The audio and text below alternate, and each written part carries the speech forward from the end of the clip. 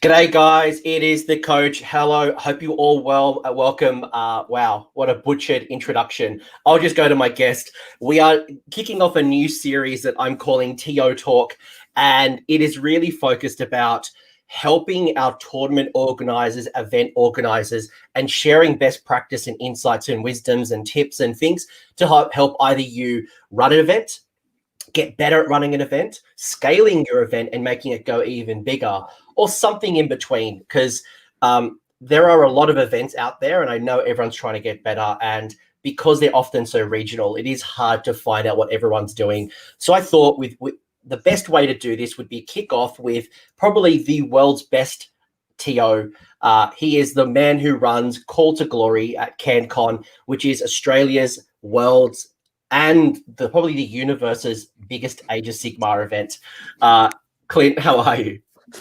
I'm good, Anthony. You've just annoyed somebody on another planet who runs a bigger AOS event than me. So prepare for some sort of alien abduction or something as repercussions for that. Look, if somebody comes down from Mars and wants to take me to their match play the 2-day tournament or 3-day tournament, or maybe it's a light years tournament that they're going to run a 2,000 point match play battle in Mars, I will happily be transported. Just let me know so I can bring my Gargants, or let me know what their players pack looks like so I can prepare for the Mars meta. Well, absolutely. You want to make sure that you've checked the players pack to know what the expectations are. But let's face it, if there's games on Mars, people are going to go to Mars, especially at the moment. Well, look, mate, I've been learning a lot about the different communities. You know, obviously we had the Asian-based discussion a couple of months ago. I've been learning about Spain. I've been learning about Germany. I've been learning about Russia, but I can't say that I know a lot about the intergalactic meta. So who knows? Maybe the intergalactic meta, they treat destruction a little bit better than they do here on planet Earth. Yeah, can you imagine GW prices on Mars? Probably cheaper. They transport things. But I'm into my destruction mode. Today is the pre-order day of Gargant. I'm wearing a very sexy shirt that was given to me by a friend of the channel, Ken. And more importantly, we are here talking about players packs, despite the randomness that we went around Mars. How on earth we got to that, I have no idea. But we are talking about players packs. And the reason we're talking about players packs is because it's a consistent and fundamental resource that is important for both the tournament organizer, the support staff, and the players. And for me, it really sets the scene. But Clint, for anyone who doesn't know who Clint is, Clint, you've been in Age of Sigmar since day one. You are in Australia the godfather. And many of us would probably say that if it wasn't for Clint, we wouldn't be where we are today. Certainly, I know he's probably feeling very uncomfortable and awkward with that, but certainly he really helped set the scene at CanCon, the very first one that kicked off the meta and has just gone from strength to strength. And part of that has come back to the clarity, the purpose, and the direction coming from the players pack. So Clint, you've been playing, we played at the Masters, you played Death, you are a Age of Sigmar player through and through, despite the 40k mug. Yeah, which people saw earlier. Yeah, AOS through and through. Definitely. So let's kick off. Let's kick it off, and I want to know from you why is a players pack so important, and why would I start the series talking about its players pack? Essentially, a document, a PDF, a Word, it might be an image. Why on earth do we start talking about the players pack, and why is it so important as an event organizer? And why do we keep telling people read the players pack? We keep telling people read the players pack so they stop asking us questions that we've already answered. No. So the players pack is a really important document that sets out your expectations as a TO for your players. It gives them all the information, or it should give them all the information that they need to play in your event. Everything from what armies to bring and how you're scoring it and where it is. You know, even down to where the event is and how long and times and whatever. But it's also good because it gives players the opportunity to see what sort of event that you are running and to see if it's going to suit them as well, rather than just going in blind and getting surprised on the day when it's 4 rounds of 2,000 points with skirmish at the end of it and everyone's got to wear a hat. So it's really good for setting the ground rules and setting the expectations for the event for both the TO and the players. And it's an important resource for people to refer back to if they have questions and things like that. So. Yeah, for me, the Players Pack has really evolved over time, but at its core, it's for me, the tournament organizer or the event organizer. It doesn't have to be a tournament. It could be a narrative event. It could be a teams event. It could be just something that's happening at your local store. And for me, as the event organizer, it allows me to set the scene and tell people who want to come or who are coming, how am I going to run this event? When you pay your dollary dues and you come to my event, what should you expect? What can you expect from me? What can you expect from other players? And what do I expect from you coming from the event? And it's essentially the document that I manage the event against, whether it is the way I handle negative play experiences, the way that we manage terrain, the way that I'm going to look at people's painting and any requirements as a part of list building or painting restrictions. For me, it is a governance document so that everyone is clear on what to expect from my event. And if you don't like it, this is not the event for you. Go find another event. As rude as it is, because I don't want you to come to my event and have a misaligned expectation that, oh, this is what I wasn't expecting. I was expecting more of a fun, casual event. I was expecting something with, I don't know, malign sorcery artifacts, and now you've told me I can't bring them. Whatever it might be, it's the expectations for all. Yep, absolutely. It's one of those things that people should always read before they spend their money on an event ticket. Unless, of course, you know that if you're familiar with the event, you know, it's the fourth year of, you know, CanCon or something like that. Tickets always go out before the Players Pack does for CanCon generally. So, but yeah, no, you definitely have to make sure that you've read it and understand what sort of event it is, so that everyone gets to enjoy the event the way that it should be enjoyed. Yeah, and you know, we will break down this, I guess, the art and the science of Players Packs using one of Clint's examples. And Clint by no means is the silver bullet. It's not the magical document, but it's something that has been refined over time, that no matter which event you kind of go to a CanCon, you go to a Call to Glory, you know what you're expecting. And even if Clint doesn't bring out his Players Pack, I know one of my challenges is that my big event, Sydney GT, I sell my tickets before the General's Handbook. So I usually put tickets out May, June, and my event is October. So it means that I have to sell tickets before I can tell people what's going to be in the pack, because I don't know. I didn't know Malign Sorcery wasn't going to be around. I have no idea the restrictions on Endless Spells. I have no idea what's happening with Mercenary. So I got to sell my tickets in advance. But you build consistency over time, and people kind of, unless you are someone who changes your format every year, you can kind of take your document and build upon it all the time. So it's almost like you build it once and then you constantly refine it for consistency and, you know, taking on people's feedback. Absolutely. And I sort of joked with you just before we went on air that I'd actually, as prep for this discussion, gone back and had a look at the first Players Pack I ever wrote, expecting it to be a bit of a crapshoot, especially being for old school Warhammer. But the similarities between it and what I write now are quite interesting in that it has been an evolution for the past sort of 5-6 years, and just building on top of it and refining it.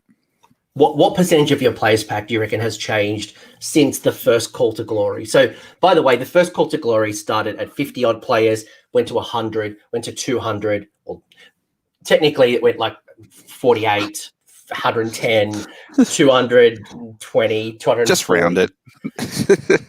Calm down now. I don't want someone to ping me, but you've scaled over time. But you've gone from a 50-player event, which is still big, to 200 and essentially 50 players. You've massive. But how much of that document has changed despite this scale over amount of years? General's Handbooks, Malign Sorcery, Forbidden Power. Like, how much has actually changed? The overall structure of it, not a lot, because you're always going to tell people the details, like your timetables and what armies they need to bring and how they need to submit it and all that sort of stuff. You know, etiquette expectations and things like that. But the fine detail has changed over time because the game of Age of Sigmar has changed over time. The first Call to Glory was run with the first General's Handbook, and we had some generic artifacts and not a lot of allegiance abilities and no malign sorcery and no this, no that. And so there was six scenarios back then, one terrain table. Reinforcement points were a thing. Command abilities only came from the general. Yep. The game was so different back then. So even though the overall structure hasn't changed that much, the minutia has sort of changed as the game's gone on, and we needed to address different things. And the first Call to Glory was a 2-list event too, which is something that we never repeated. So that is true. That is true. And you didn't have restrictions like they had to come from the same. I think they had to come from the same Grand Alliance. Yeah. But that was it. So yeah, that we only did it once. Someone like me only changed a couple of units. I think some people went completely madhouse, and that's why we got so many lists came through because there were only 6 scenarios. We got so many lists that came through with 3 places of power list written on them because they were the ones that were hero stacked, and everything else was to win all the other scenarios. So that kind of indicated where we'd gone wrong on that. Insane. So I guess, again, players packs, it is consistent. And, some people, you may not even have to create a document. I do see some local stores will just do it in the Facebook page. They'll write down some of the rules and restrictions and the expectations and how they might be distributing prizes. And I guess these are all the things you need to consider when you're setting up the event. And the beautiful thing is there are now so many players packs that are out there. You don't have to recreate the wheel, steal, borrow, inspire, look at so many different people. But I guess the first question I have before we get into an actual players pack is, what do you think is the critical, I guess, that fundamental information that should be in every players pack? Okay. So super basic, how many people, where it is, what time, how big the army is, and what you expect people to bring, basically. I think they're the fundamentals, because other than that, things can be sort of a little bit more flexible or a little bit more up in the air in terms of like prizes and things like that. Because if you're a local store and your players pack is essentially the Facebook event description, you don't know if you're going to have 10 people on the day or 20 people on the day, and so it's hard to sort of determine prizes and things like that. And I think people have the expectation with events like that it is a bit more flexible. So I think what is essential changes depending on the style of event that you're running, I think. But the fundamentals are where it is, what time, like how big, and where people can buy tickets. Yeah, like those kind of things are super essential, because obviously you want people to come and turn up on at the right time. I think there's probably one more thing that I would say is essential is things like painting requirements. If there is one, like that's a big, yeah. Well, even if you aren't, like, if I'm a local friendly game store, and I don't mind if people come in with their unpainted models. If I want to test out the new Gargan army, if I want to try out my new toys, are you expecting my whole army to be painted and based? Or are you okay with grey models? Even that standard, even though if I've never been to your game store, setting that scene, some people have, some of my local stores, people have brought in their old, Island of Blood Skaven still on their square bases. Are you willing to accept that, or are you not? So I think thinking about the standards that you want to manage by, because as you know, Clint, the worst thing as a TO you can do is pull someone's models off the table. And I say that because I don't mind kicking people out who are being disruptive, but taking someone's toys off the table is not a good time. So being very clear on what you expect. Yeah, absolutely. So for the rest of this discussion, it's really going to be centered around a player's pack. There are a lot of different players pack we could have brought up. Clint, we could have brought up your very first one. I could have brought up many of my Sydney GT ones. I've got a players pack for my narrative event that's coming up next year. I've run, doubles events. We could have brought up Gabe from the Runax. He's doing a discussion with us later about teams, so a 4-on-4 kind of battle. So I guess, this is kind of just putting some context and some flavor around the discussion and breaking down what makes a good players pack. So without further ado, you are the Heralds of War, lovely little branding. And this is Call to Glory. So talk to me a little bit about Call to Glory. What is it? What's it all about? And how does this document kind of set the scene for all of us? So Call to Glory was what we ended up calling our AOS event at CanCon. It was called something else the first year, Australian Championships or something like that. But we decided on Call to Glory because it was a bit more generic and we have a bit of fun with our little subtitle, like last year or this year. This year. This year it's called the Jade Kingdoms, which meant that we were centering it around Gur. But Call to Glory itself is, it's Australia's sort of premier Age of Sigmar event. We have people coming from all over Australia and the globe to come and play Age of Sigmar, with arguably one of the best AOS communities in the world, being the Australians. We're a top bunch. We come and play, and what that does is it brings together competitive people, narrative people, your mega hobbyists like Danny Carroll and Blake Kerwick and things like that. And we've got this big mixing pot. And so the Call of Glory Players Pack has to address all those different groups and try and make sure that they all know what to expect, but also to cater to them a little bit as well. So, yeah, it's the Players Pack itself has to be fairly expansive and try and touch on all those areas. And what's really cool about Call to Glory or CanCon, or because CanCon is the convention, it's kind of thrown around interchangeably, but CanCon is the convention. You run the event. The one thing that I really love about your event is that you cater for both the competitive match play players who are there to win it. They want to take out CanCon.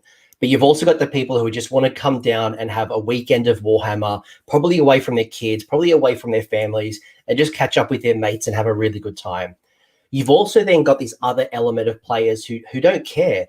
They are very narrative orientated, and you actually cater to them really well with a narrative bingo system. And regardless of where you are in the spectrum of I'm there to go, 6-0, or I just want to have a good time, this document really kind of sets the scene that it's welcoming for all, and it kind of then articulates how you're going to do that. Yeah, and for some people, quite a large portion. And you did a show, in your CanCon stats show earlier this year. The percentage of people who this is their first event or this is their first sort of non-store based tournament. It's quite large, so it's important that we make sure those people know what's expected as well, not just folks who this is their fourth CanCon or, they've been playing events for forever. You want to make sure that everyone knows what's going on and everyone starts off at that level. So that's, yeah. So it starts off with the welcome. And I really like it. I think this spot for me is all about just me as a tournament organizer, sharing my personality, kind of welcoming people and just letting them know what to expect by reading this document. So what's the welcome to you, and should it be always included? Like, how does it come about for you? I always put the welcome in. I think I always have, just because I think it's important to tell people what's going to be in the players pack and things like that. And also too, I have that line in there crediting writers of other players packs, because everybody borrows from everyone else, but I think it's important to acknowledge that and just sort of thank them for the work that they do.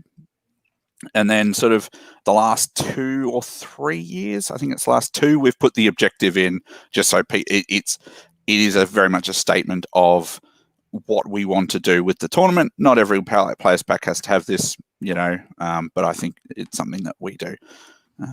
Yep. But it's nice as well because there's a couple of things here that I really enjoy. It shares the objective. Is this going to be a destroy your opponents and ignoring sports scores? Is this going to be a open, wild, crazy narrative event? Is this going to be, hell, you've even got the names of the assistants, right? You know, you've got Dennis in there. So if nothing more, when I come to the event, if this is my first event, if I have a challenge, I at least know that the support team is Clint, Dennis, and there's a team. So a bit more clarity of what to expect, not only at the event pack itself, but on the day. Yep. And this, for me, I've also put in things like any narrative, anything around ideas. I know this is set in Gairan, not Gur. This was set in Gairan. What's up? No, I'm prodding you because you said this was set in Gur. Did I earlier? Yeah, you did. It's all good. Well, it's all good. We'll forgive you. But I don't even remember. I know I talked about Jade Kingdoms a bit, but I didn't. Oh gosh, it's all good. It's all I'm good. slipping. Mate. I'm slipping. They're going to take my crown. It's been a long year. Anyway, so you've got your objective. Yes. We've welcomed people to the scene, and then we said a little bit about the schedule. So we've got our event details. We've got our schedule. You've come out and said, you know, when the event is, where it's going to be, any cap, any hard cap. I know, especially during COVID or even outside of COVID, certain venues don't have the capacity just to keep growing and growing and growing. So setting that limit, kind of that FOMO. If you want a spot and you sit there and go, 240 spots, I'll grab my ticket next week, next month. Clint, how quickly do your events sell out? Taking out the time that the server was down because we crashed it, it was less than 12 hours. We crashed it. Tickets went up at midnight. We crashed the system at like within half an hour. 12. Yeah. It was down pretty quickly. It was up a couple of hours later. But yeah, they were all sold out by lunchtime the following day. All I know is I slept well because I had my ticket in the first 5 minutes. But you've gone out and said the cost. You've, you include things like if lunch is included or not. That's always a pretty helpful thing. When registrations might be open, when lists are due. That's probably something that may be unique to Australia. I know certain communities don't have this, but talk to me about this whole list due thing. So I think it's primarily a holdover from older editions of Warhammer in their events, basically making sure that lists are in, because sometimes lists can be incorrect by accident or by design. I've never run into someone who's done it on purpose. Like, it's always an accident or just not knowing the game enough. So we get those lists due in, especially with, like, it would be awful to travel. So I travel 14 hours to CanCon. Other people travel from, Scotland, and, some people travel 10 minutes, some people travel days. And it would be awful to get to the event to find out that your list is wrong. So we do the list checking beforehand, but that also lets us go through. We check the lists, we make sure they're all good, but then we get them into the hands of people like yourself who love to do stats and list reviews and all that sort of stuff as well. And I think it's important for the pre-event build-up that we kind of have those on hands, and we can talk about them and make sure that they're right, basically. Yeah, the other cool thing that it does as well, and by the way, for anyone who wants to buy me a birthday present, the list due day here was actually my birthday, 11th of January. So feel free to send the birthday presents along for next year. But I remember that was awesome. But more important, one thing as well that we didn't capture just then was that Games Workshop will often put in erratas, FAQs, points changes. There may be implementations like battle tomes as well into an event. And I think for you as well, one of the cool things for a list due date is that it allows you to say, look, any new rules that come in after this day will not be accepted. So everyone who's been preparing their tournament, who's been building a list, painting their list, should Games Workshop change the points, I don't know, on the 12th of January, too bad, list is submitted, we play as is. Now, I know, Clint, you're a little bit worried right now because we did have a lesson learnt, and that was letting a couple of battle tomes in past the day, or that didn't receive an FAQ before list submission, and that created some negative play experiences change host. Yeah, and I've also, what that discussion has reminded me of is I think we actually shifted this due date to the Monday because we had some battle tomes coming out on that 11th that hotly anticipated that people wanted to use. And traditionally at CanCon we've let people use the new stuff because I think the year before that it was Gits. Gits had come out and they were due the day that lists were due the day that book came out, or the Sunday or something like that, and we let people use it. Year before that was Nurgle, and we've got a history of letting people use the cool stuff, because you've just got this new book. Why, it'd be great. Yeah, there were some repercussions, but what also happened is we shifted the list due date to the Monday at midnight, and at about 12:05, GW dropped the FAQ for Slaves to Darkness. So probably what we'll do going forward, and this might be good advice for others as well, is to make it like a Friday. So you avoid the books that drop on your due date, and you avoid a surprise FAQ like 2 minutes after your thing closes. So, and yeah, we learnt the lesson, and I think going forward, it hadn't been an issue previously, but we learned a lesson this year. And from now on, stuff with an FAQ doesn't go into tournaments, and I think that's fairly universal now. But it was a bit awkward being the example by which other tournaments learned, unfortunately. But in saying all of that, I will call out that as a Gits player, when Gits came out, I had to build and submit my list within 24 hours of the battle tome being in my hands, and then I had to then build an entire army. And as a player, if you would have said to me, Anthony, look, you don't have your FAQs out just yet, you have to use Moon Clan, not use your new toys, not use any of the cool stuff, I know that's equally disappointing. So I guess I just wanted to call that out. As a tournament organizer, you may want to think about not just the experience of the player who may be able to use their new rules or not use their new rules, but also the players that person's going to interact with. And in many cases in Australia, I've seen Brizhammer or BrizCon let Deepkin in. I let in Beast of Chaos before the FAQs dropped. You've let a lot of things in. I don't want to harp on it, but I guess I just want to point out the list due date, or at least setting a day to say any rules, whether it's battle tomes, FAQs, erratas, a hard date, at least everyone kind of knows what to expect. So something to keep in mind. Yep. Yeah, absolutely. You got some contact details. I love the contact details as well. It allows people, if they need to reach out to you, either an email address or WhatsApp. I've been trying to think about how people can interact with me digitally during the day. Should they have an issue, if they're having an issue with a player and they're not comfortable kind of bringing it up or calling over a TO, something like this, like a WhatsApp, like a Facebook Messenger, like a Discord. These are all great ways to kind of pull the TO without making a big song and dance, or, embarrassing, feeling like you're embarrassing yourself when actually you just have a simple question. Yep. Yeah. Yep. And I'm glad that my number is elsewhere on the internet. Otherwise, I probably would have had a small heart attack about you flashing it up on YouTube. But that's all good. I mean, you've already published it to the world. Yeah. I publish it because it's already a public mobile number. Otherwise, I probably wouldn't. But yeah, I'm comfortable with that. Otherwise, you've got your schedule here. Any reason why you kick off early, like an 8:30 rego? Why would I have a registration time? Like that seems simple, right? I just rock up to my table. I'm just like, yo, I'm here.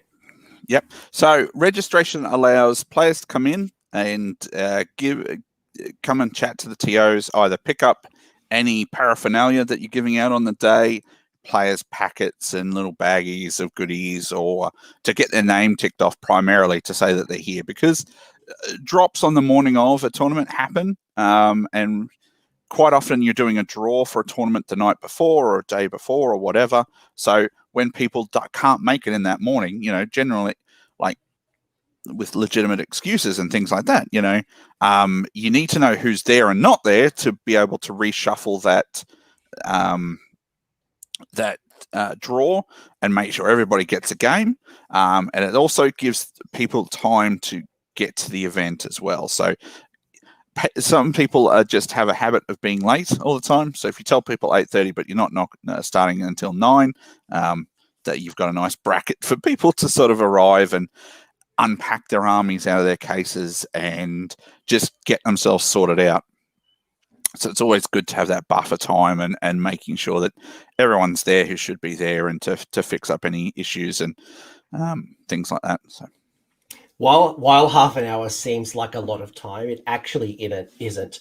And I find that most people start trickling in. If I say an 8:30 start or an 8:30 registration for a 9 o'clock start, I truly mean dice start rolling at 9 o'clock. And if you're not here by 9 o'clock, within 10 minutes, you will lose the round. I'll forfeit the round on you. It's unfair that your opponent is sitting there without a game. You've got to unpack your models and stuff. So, you've got to be at the table by 9 o'clock.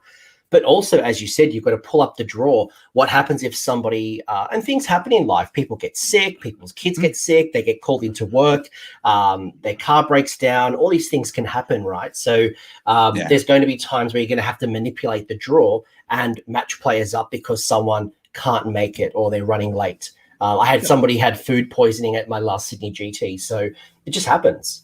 Yeah, absolutely, yeah. And then sometimes, very occasionally, people just disappear into the ether.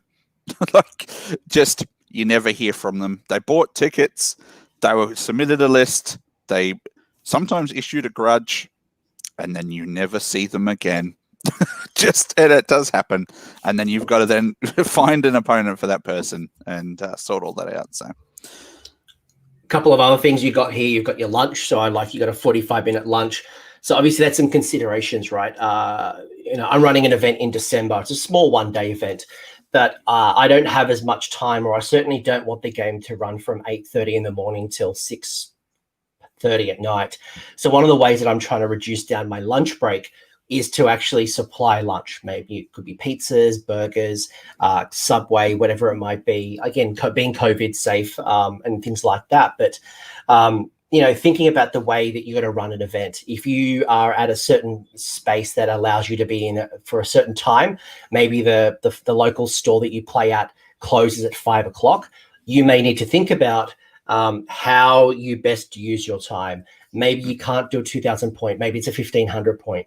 Maybe, maybe the registration happens online and you only have a 10-minute window.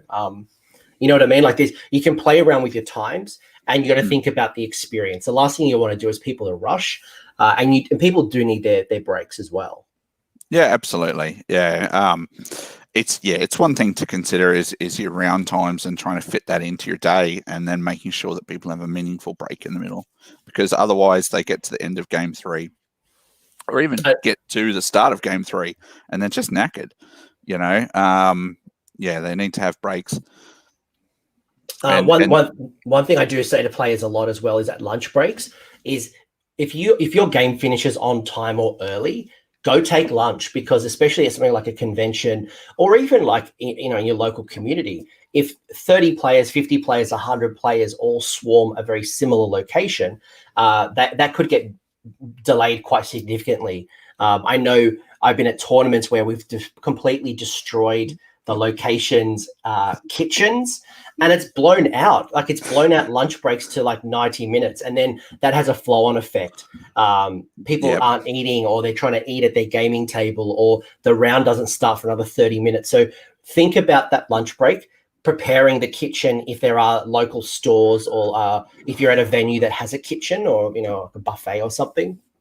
Yeah, making sure that they know that they're going to have 50 nerds at 12 o'clock is probably a good thing, So, yeah, no, I'll never forget, I think, the second Sydney slaughter. Yeah, I wasn't going to call it out, but yes, it was Sydney slaughter. Look, it was nothing to do with the TO. It was everything to do with that venue not being prepared for the booking that they had. So, that was pretty full on.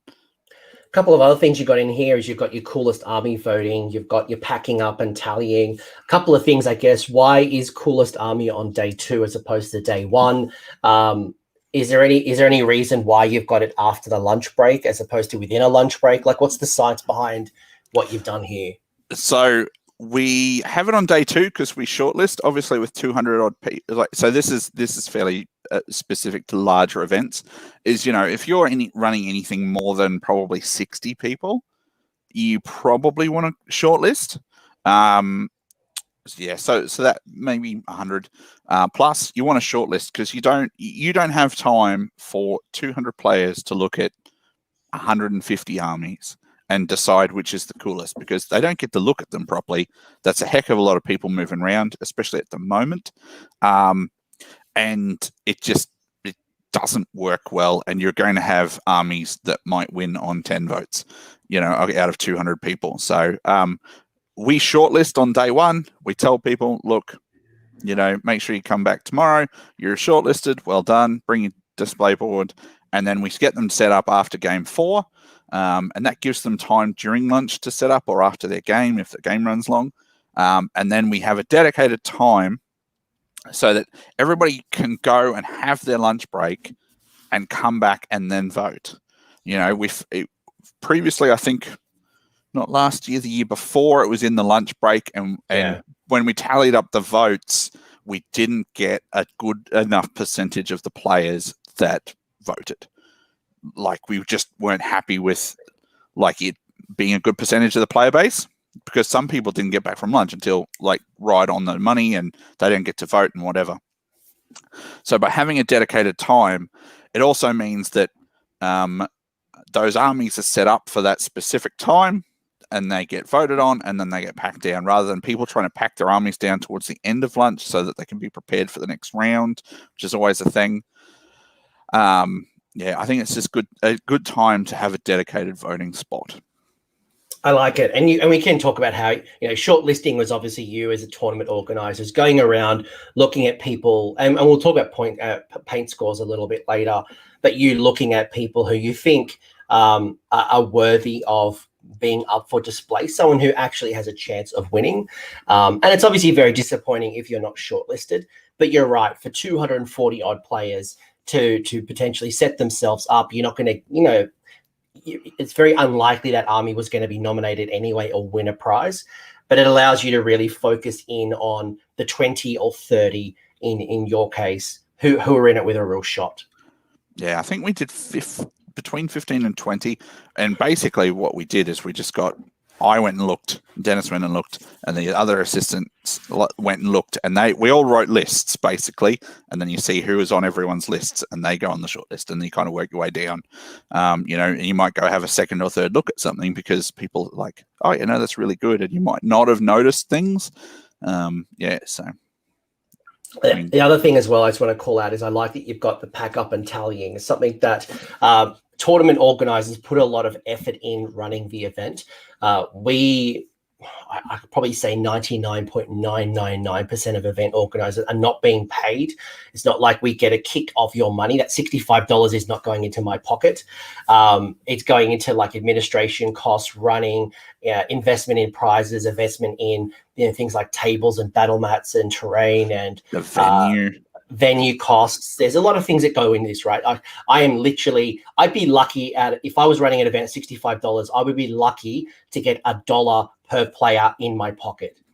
Not even that. It's literally, but anyway, where am I going with this is the dedicated pack up and tallying time, and asking people who are in a position to help pack things up, pack up terrain, pack up tables, and take a little bit of that burden off you, given the amount of investment you've made over these 2 days and leading into the event. Well, it's a many hands makes light work thing. So, we have those 3 boards on each table, that if you're finished your game and you're done, if you pack up those 3 boards and stick them on the end, that makes it a lot easier for us to pack up the end, because it still takes time. We were there until midnight, CanCon this year. It was hours of pack up, just because there's just so much of it. But I've been to events where they don't do presentations until all the terrain's packed up and away, and all the tables are put away and all the chairs are put away and whatever. And I think that's good, because I've also seen events where they do presentations and then everyone pisses off, and it's 3 people who are packing everything up. So which is unfair. I don't do presentations until everything's packed away. So I'm very lucky to have people with vans and people who help. But for me to pack up 50 tables, 100 tables, that takes me hours. with 50 people or 100 people who have enjoyed my event, if they put in, I don't know, 5 minutes of their time each, that could save me hours. So something that you might want to consider. Yeah, it's even just as simple as the terrain on your table is desert themed. Go and put it in the desert themed box, and you have just saved somebody a lot of time. So we're not asking people to do heavy lifting and load utes and things like that. They don't want to, but it's just little things like that that makes it overall very, very easy, and then presentations happen quicker. So yeah, and we're all happy. Now we get into the army. So you've said here the army size. So it's a 2,000 point game. You have told us that it is match play. You've told us that we're using the General's Handbook 2019. You've mentioned that Forge World is accepted. You've mentioned that Compendium is also accepted. So now that is called Legends. If people are wondering what Compendium is referring to, we are now talking about Legends. At the time, you've said mercenary and mercenary companies can be used. We obviously know that's been changed now, but and you've also said that Firestorm won't be included. So you've really, again, set the scene of what you would expect. Do I accept malign sorcery and forbidden power? Am I accepting supplementary battle tomes? Am I accepting Forge World? Am I accepting third-party miniatures, from 3D printed miniatures? Or is this a Games Workshop or Citadel only miniature? You've really started setting the scene of what you expect. Yep, absolutely. And that's just because you've got to make sure that people have from the beginners right through have expectations about what to use. So and things like mercenaries and mercenary companies, which were sort of narrative transitioning into possibly match play, it's good to make sure that where you stand on that. And in the end, it didn't come up, but anyway. You've also got things like your list submission. So again, when people are submitting your list in advance, what needs to be included? Do all of your spellcasters have to have their spells listed on their sheet, or are you allowing people to pick different spells before the round commences? Do people have to choose their artifacts and their prayers? Is it randomly rolled? What are you expecting from a list generation point of view? And I think some of this stuff that we're making sure that people have on their lists, I think was optional at one stage, but now it's, part of the actual pitch battle rules in the General's Handbook. So, the revision of this might not have that, it might just say refer to pages this and this. But it's important to make people, so we've got in there generating it out of War Scroll Builder because it produces a format that's easy to read. And I think it's important that you set out that expectation for people because there are a number of ways that people can submit armies, and when you've got to check them, you want them to be nice and easy. So yeah, that's a big thing. And then obviously telling people what will happen if they do it wrong. There's been plenty of times where I've looked at a post-tournament review. I think I was looking at LVO. I think Jack came fourth. I remember checking Jack from Rerolling Ones and watching how I think he was doing Shootcast or Cities of Sigmar at the time. And I remember kind of watching how he was going at LVO. And I was looking at one of his opponents, and in Best Coast pairings, they had a handwritten army list for his opponent, and it's really hard to read. It's obviously not consistent, and everyone's but long story short, I like the consistency and making sure, again, from a PDF point of view, it's all generated from Games Workshop. It's free, and it's an accessible tool that everyone's got, and it's nice and compact too, because Azir lists are unnecessarily long, in my opinion. And people like Dan from AOS Shorts loves to retweet people who do well, so make it easy for him. Absolutely. You've mentioned here 6 rounds. Obviously, CanCon being such a large event, you've said 6 rounds. So, but you've said how long the rounds are going to be. You've mentioned as well the realm. So we are going to be playing in the realm, and how that was going to play out. Whether we were just going to use the spell, the artifact, the commands. How are we going to use malign sorcery or core? You really illustrated, again, what to expect. And obviously this has changed again in General's Handbook. That's not important. What is important is this is the expectations of the TO. Yep, absolutely. Where our battle plans are coming from, because that's important, and where the battle plans are. So some people choose to put the battle plans in their players pack. We used to, and then we didn't, and now we do a separate document because it gives us. So it's important that the players pack is out so people can make the decision whether they want to come.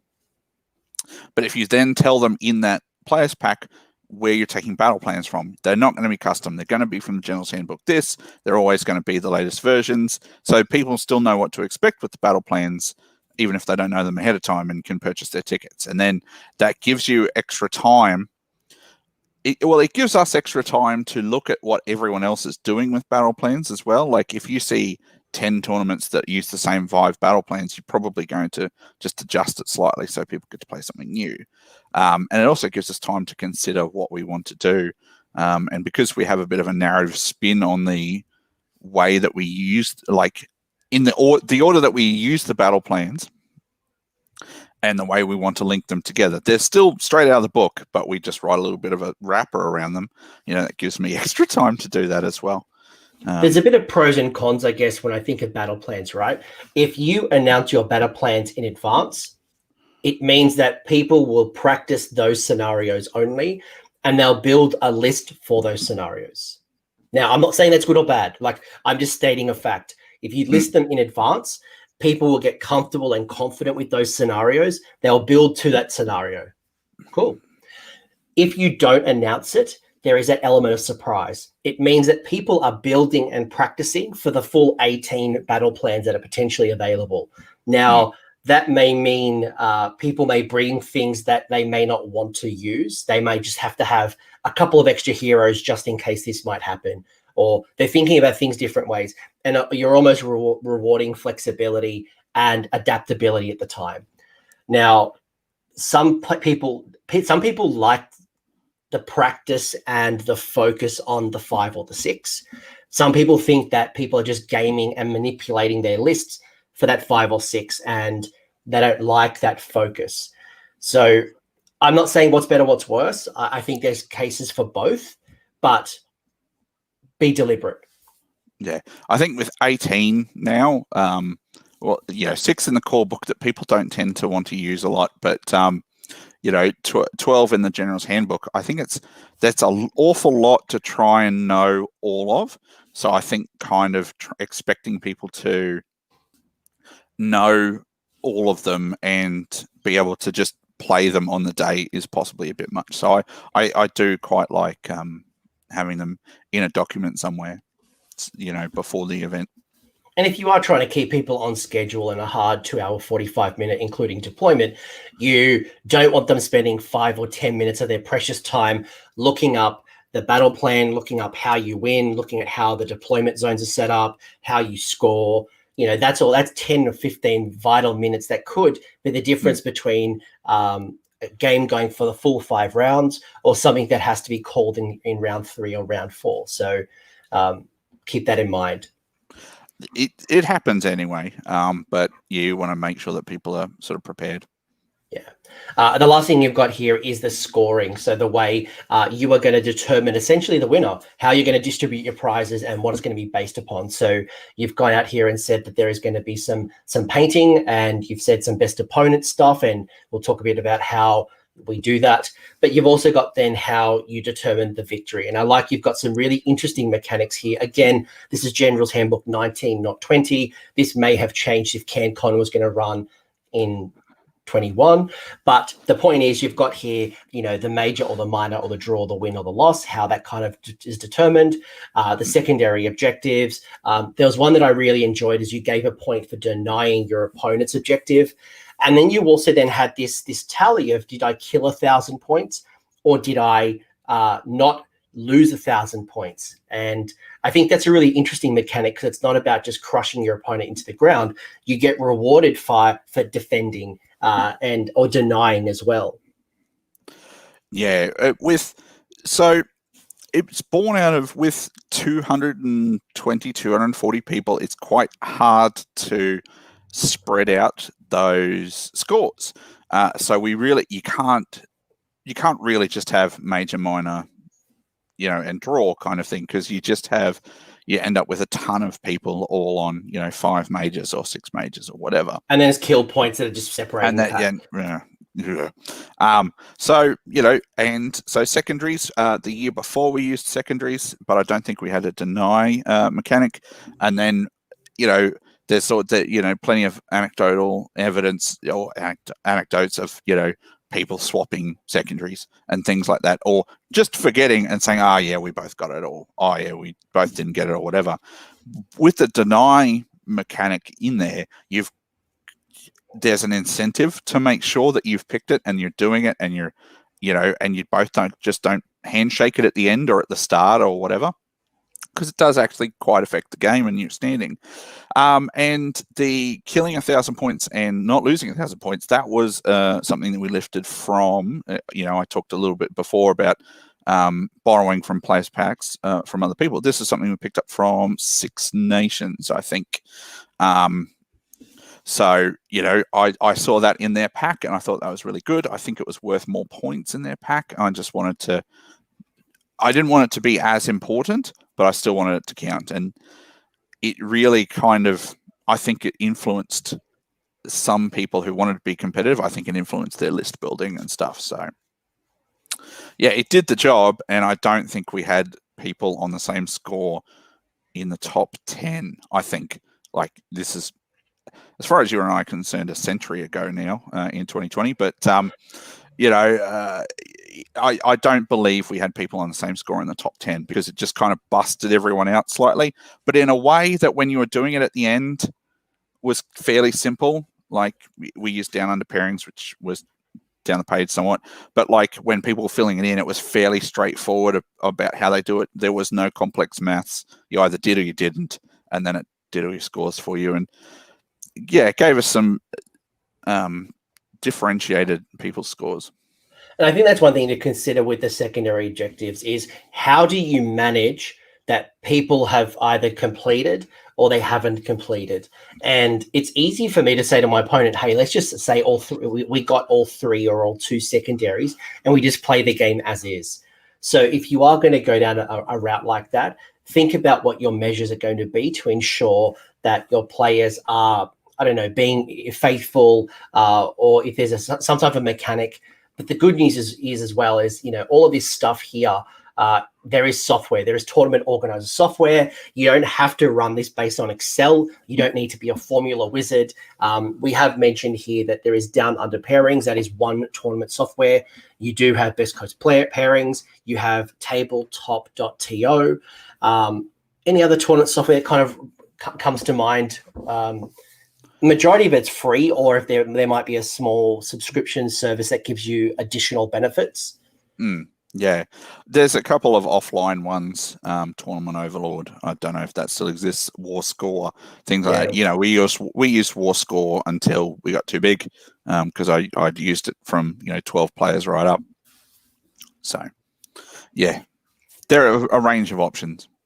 Some of these tournament software as well is really cool. Is they can self-report, and I know down under pairings, for example, and I think a few of them other ones, what they do is the players will actually self-report their scores, and it means that if both players will submit the same score, they kind of come up as a match and it gets automatically approved. But if there's a discrepancy, they essentially come to the tournament organizer. So it means that you spend less time doing data entry, more time managing the event, talking to people, taking photos, having a good time, as opposed to sitting there just punching numbers. And I know, Clint, there has been years in the past where you've literally just had data monkeys just literally punching in data, and that's all they've done. And I'm sure that's not enjoyable for all.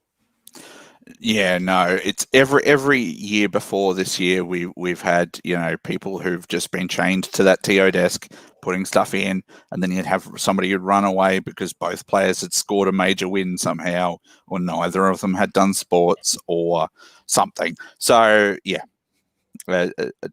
self-reporting tournament software is amazing as far as I'm concerned. I'm not going to go through your secondary objectives because this has changed. They're irrelevant obviously, now, yeah. They're irrelevant now. But at the same time, I will say that just because Games Workshop have the auxiliary objectives doesn't mean they're the only ones. I know Dave from NashCon, for example, makes up his own secondary objectives. So if you want to introduce your own flavor or make some that are based on your event narrative or the realm or anything you want to do, obviously you can include them in your players pack, or by telling them, look, your secondaries are these specific ones from auxiliary objectives. Yeah, and the ones in this particular pack, we always used like a mix or a modified version, and we always gave players cards with the secondaries on them so that, you know, they're not pulling out this big A4 piece of paper. They've got the cards and they know how to use them and things like that. So you do have the narrative achievements, which again, I really like. It's a nice little touch. That's the bingo card, right? Yeah, that's the bingo card. So basically there was a whole bunch of like, for you to keep the players engaged. And I really like thinking about how do I ensure that my prize pool is distributed across, or at least everyone who comes to my event has a chance of winning a prize. I'm not just putting all my prize pool in first, second, third, and the person who comes last. One way that you've done this, Clint, is through the narrative achievements, which is essentially, if anyone's played bingo, it's like, you know, all this bunch of squares and there's tasks. And what were some of the tasks you had? Like, you know, do 3 damage on a arcane bolt. You had what? Issuing challenges. There's the really easy one, which is the water boy. You know, go and get your opponent a drink. Things like that. You know, have a general duel, have your general be the one at the end, roll 12 on a charge, things like that. So there was a range of, there were ones that we published beforehand, like have a backstory for your armor, name your characters, come in costume or act in character or whatever. You and your bloody pantaloons in 40-degree heat. I did wear pantaloons. I got myself a point. So, you know, we published those ahead of time so people could do them, but then some of them were just gameplay ones on the day, and we had them on the grid, and we arranged the grid so that you could probably, you know, so that not all the hard ones were in the center or whatever like that. So, and it just was another element that people could do where they could tell a bit of a story in their game that wasn't necessarily, you know, they might not be there to win, or they knew that they were losing, so they would go, right, oh, well, my general's going to go for his last stand or something like that and tick them off. And and it wasn't just narrative players that did that. There was a bit of a joke about one of the Bendigo boys, Tristan, being a narrative gamer now because he'd completed his card and he was there to play competitively. So, but no, it's just a bit of fun. People get a bit of joy out of it. It was sort of an evolution of me looking at Warhammer achievements over in the UK that they used to run alongside Blood and Glory that Steve Wren used to do. So it's sort of looking at that and going, yeah, that's pretty cool. We can why don't we integrate this into our event, into the one event and make it, a little bit of fun for people who are there just to hang out, but they get to tell stories with their games. Yeah, I think it's important to remember that not everyone is coming there to win the event. That's not everyone's goals, and how you as an event organizer caters for everybody to ensure everyone walks away, having a good time, thinking their money is worthwhile investment. The last thing people want is to spend $20, $30, $50, $100 coming to an event and getting smashed. People don't like that.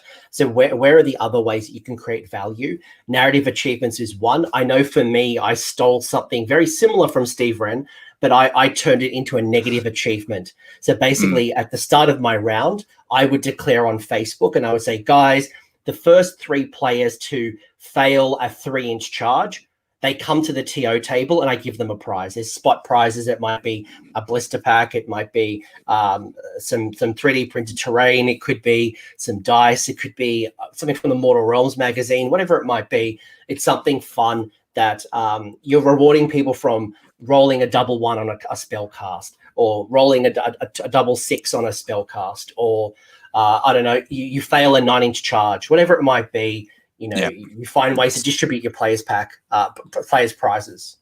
Yeah, spot prizes are, have always been a good idea. I've got a pair of lovely glow-in-the-dark Combat Company dice from blowing Manfred up back in the old days of Warhammer Fantasy. What I would always do is I would go out and buy like those Warhammer Quest boxes where you get like 5 or 6 heroes in a box and just split them up, put it in a little like a little sandwich bag. People don't care about the box. If you can give away a prize at like $10 or $5, it goes a long way to make people feel like that they can walk away with a prize and they had a great weekend and they walked away with something. Hell, last year I got some candles. I bought about 15 different like really nice scented candles as a prize, and people would come up, pick it up, because then they could go back to their partner and say, hey, look, I brought for you. I've been away for 2 days playing Warhammer, but here's a lovely scented, I don't know, salted caramel candle. And it was a nice little moment that some people really enjoyed. It was something I didn't spend too much. Don't knock it. There's one of those candles in this house on the. Did your partner? I think it's been used. I don't know. Okay, but, I was going to say, was it enjoyed? But either way, like think differently. Think differently and on how you might do stuff like this. It could just be a drink voucher. It could be buy your next coffee. It could be a combat gauge. It could be a set of dice. Like just some fun. Something little. Yep. Engagement anyway, for all the players. That's it. That's exactly right. What to bring. So again, you've kind of been very clear on what to bring. You've got fully painted army, your war scrolls, a general's handbook, and your applicable FAQs. Your copies of your army list, obviously to provide to your player, your opponent. Your 3 pieces of terrain. So talk to me about this one. That might be a surprise to some people, or what this means. Yeah. So because we have expanded at a ridiculous rate, well, in order to make it so that I wasn't making terrain for the rest of my life, we borrowed an old idea of having players bring some terrain with them to play. So we put half the terrain on the table, and then the players between them put the other half of the terrain on. So there's 10 to 12 pieces of terrain on the table. It's good because some people really went out of their way and made terrain that fitted their armies. Some people just dry brush them as the right ruins, and that's fine. But what it means is it has a bit of engagement from people around the terrain. It reduces the TO burden on just like, because if we're doing half the terrain for the tables, there's 110 tables, 5-6 pieces of terrain. That's 550, nearly 700 pieces of terrain. That's a lot. It's a lot for any one person to do or any group of people to do. So yeah, that's why we have that terrain in there. We've had it for a couple of years now. I think we had it for 3 years, 2 or 3 years. And we have a prize based around terrain, so that it also incentivizes people to put a bit of effort in or put a bit of thought in. And obviously we look after people who are flying in from, New Zealand or the States or whatever. We look after their terrain as well. So I brought extra terrain for like Seth, for example. Yeah. But what's really cool, and that's probably one of the biggest barriers as an event organizer, is how do I create 6, 8, 10 pieces of terrain per table?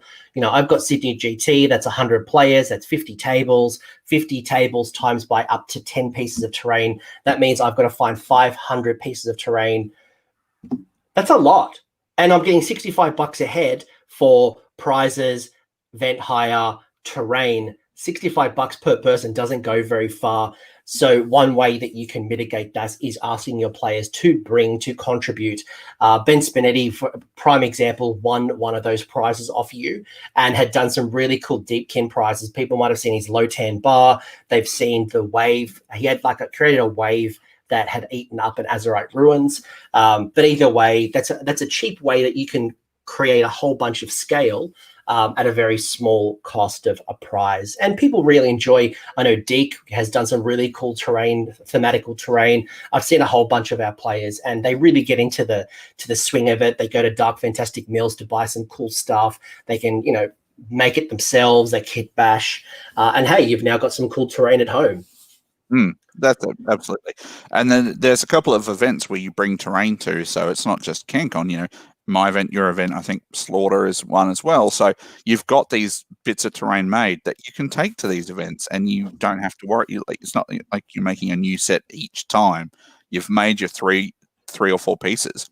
That's it. You've just put them in a box and then take them to whatever event needs it. So, yep, doing your bit. It's very cool. Like I've had, big giant mushrooms that I've gotten 3D printed from Dark Fantastic Mills that I would put on the table for my Gloomspite kits. Nothing was cool enough than putting down my Loon Shrine plus a couple of really cool big mushrooms as well, and really kind of help create the immersion. And it doesn't mean that my side of the table is full of my terrain. There's certainly a process that we do all that. But again, it kind of takes a bit of the burden off me, the event organizer. Mm-hmm. Some other things you've got here is obviously your counters, your dice. Something that I would highly recommend people go out and I do stress this is probably one of the most under talked about features is the tray, some type of carry tray. Nothing is worse than having to unpack and pack your army in your your Citadel Crusade carry case or whatever it might be. Put it in like a TV tray, like a McDonald's tray. Please don't steal McDonald's trays. I'm not endorsing stealing people's, takeaway trays, but putting it and moving around a venue or a convention or an event. Glue for breakages, very important now more than ever with our stuff going digital. I have a lot of my battle tomes on an iPad or a phone, making sure I've got my phone that's fully charged, a calculator, some type of thing, working out points, but also a charger. I bring a little USB charger, things like cold drinks, deodorants. Again, deodorant's important. Give me some advice of what to bring as well. I'm certainly not providing deodorant, although actually I do have a can just for a...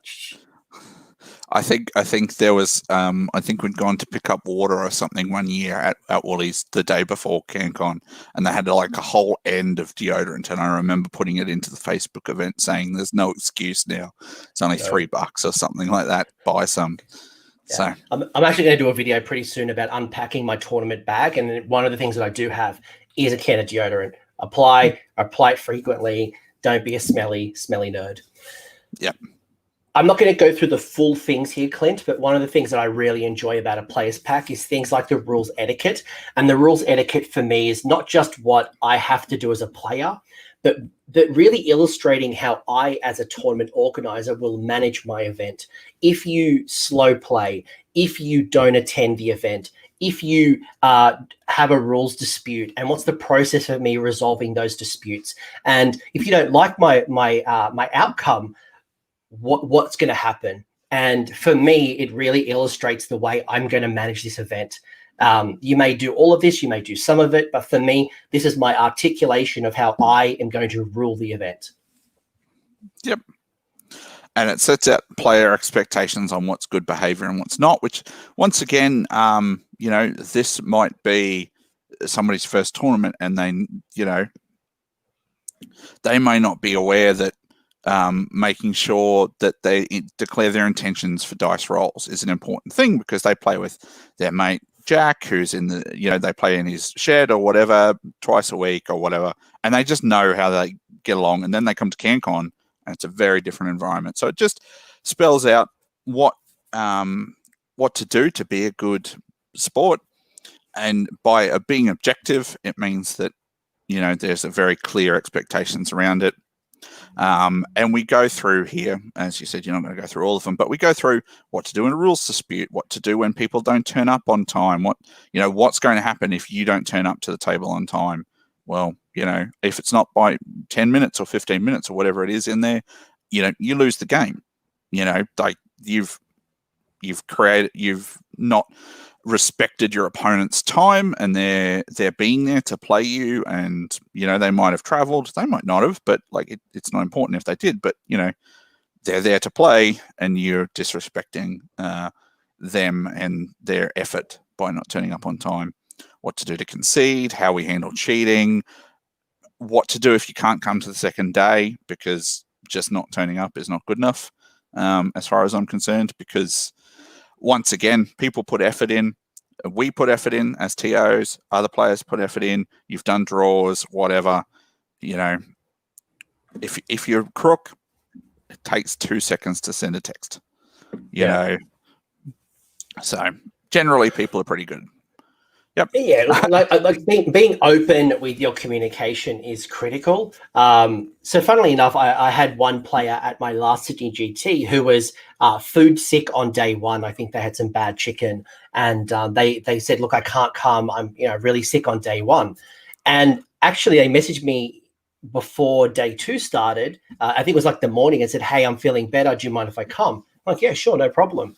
I'm absolutely happy for you to come. Like, there's no issue." But if you didn't tell me, I would be super pissed, because it means that I would have drawn somebody. Day one, this player would be sitting there at a table for 5, 10, 15, 20 minutes waiting for their opponent. I'm going to start messaging you. I'm trying to work out where you are. It's half an hour eventually by the time we've made a decision. And this person who may have traveled is really set up a negative experience by waiting for their opponent who's not arrived. So having a process and being very clear, even simple things like, when do I provide a refund? If I kick you out of the event, you get no refund.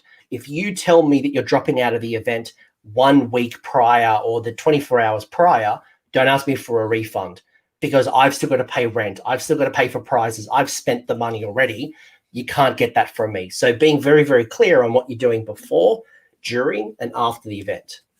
Yep. And that in CanCon's case in particular, the refunds and stuff, because it all goes through the convention, that's all set by them. I don't even have to be the bad guy on that. But yeah, no, I absolutely, if it's a day before, I'm sorry, mate, but that's all spent now. And we also go, and I think this is important to touch on, dice. Because let's face it, GW makes some pretty atrocious dice, and I don't think it's fair to use dice that are hard to read in games, especially when you're trying to look, 4 feet across the table or whatever, and try and read those 20 dice and figure out what's going on. That's not to accuse people saying that people with those dice are cheating, but it's more just about making it easy for everyone as well. And you might say, "Oh yeah, but I know how to read these Fire Slayer dice." Yeah, but your opponent may not do. Yeah. And I think just having nice, clear dice is very important. And then we talk about the symbols. Basically, symbols on the sixes is all it should be ever, but making sure that they're all on one side. So yeah, it's in there purely because things like the OBR dice and the INET dice exist. Gloom Spite. Yeah, they're cool. That's cool. Use them as counters or something, but not as gameplay dice. Another rule that you might want to put in as well, I think from a dice point of view, is sometimes when you roll a dice, it doesn't roll flat. What's the rule? Do you re-roll? Do you keep it? And, sometimes when you roll that dice and it's not quite flat, it's on a piece of terrain, but it's a 6. And you're like, "Oh, I really want that 6. For me, having a consistent rule to say, if the dice doesn't roll flat, you should re-roll it. So even just some of those rules like that can be very important to have the expectations of what you expect from your players. Yeah. And I think that's largely in part to a bit of a pre-game conversation that you can have sometimes, if it's not dictated by the players pack. But yeah, that's one of those things. Yeah, that's cool. I think again, we've got things like basing, modeling, painting. So how we've got this term called WYSIWYG, right? Or what you see is what you get. And the irony of this particular pack is I'm pretty sure this text has followed every single player's pack potentially out there in the world, because it says Forge World models should be the official Forge World models, no Vargheists as Mongols, no High Elf Dragons as Magma Dragons. You see that everywhere. I love it. That literally, yeah, it's from probably one of the first players packs I ever wrote, and I see it pop up everywhere, in Northern Irish players packs and all that sorts of things. And that's cool, because clearly people are like, yeah, that says what I need it to say. But it sets, so models, talking about the expectation of models, because people have different levels of acceptance on stand-in models or proxies or whatever you want to call them, or what conversions are expected and things like that. But basically what we say is, if it says it's got to have a spear, it should have a spear. If it says it should be riding a horse, it should be riding a horse. Things like that. I know Dome has gone on and on and on about this previously on different shows of his. But we also say that, if you've got something that's not standard, to get in touch so that we can have a look. And because it's got to be easy for your opponent to figure out what it is from across the table. Like you might, you'll go through this model is this, and this model is this, and this model is this, and this is my free guild general and Griffin and da-da-da. But 2 hours later, your opponent's not going to remember that because they're trying to remember all their rules and your rules and play and think about what's going on, and they don't have time to figure out that the guys over there with yellow hats are these and the guys with red hats that look exactly the same are actually a different unit. Like that's not, you got to try and make it an easy experience for people, and what one person's acceptable is may not be another person's. And so we kind of keep a handle on that and just sort of nudge people in the right direction. So, we had some proxies come through for this year's event that started off as fairly ropey. I'm not going to lie. I'm also not going to mention any names, but it was fairly low effort, stick one model on another model kind of stuff. But by the end, once we'd had a chat and they'd sort of thought about it a bit more, what they came back with was really good. And they just had to be sort of nudged in the direction of perhaps that's not going to be as effective as a stand-in. And, maybe if you do a little bit extra, it'll be acceptable. And by the end, it was like quite a cool little conversion that they'd done, but it was miles away from where they started, and and it was definitely acceptable. And I don't think any of his opponents had an issue with it. So, and then I think for me that is Clint and I have talked about this a lot behind the scenes, and the reason for it is, you guys, how much I love Cities of Sigmar. But the flip side of Cities of Sigmar and seeing the inspiration of converting is that there's so many models that don't look like what they look like. You see things like a Tree Lord Ancient holding a Hurricanum or a Luminarch weapon. You see people creating their own, dwarf version or elf version, or, humanizing a phoenix, and it's not a phoenix, it's whatever it is, right? And while that is cool, inspirational, you're right. When I come to a tournament, is that clear to my opponent?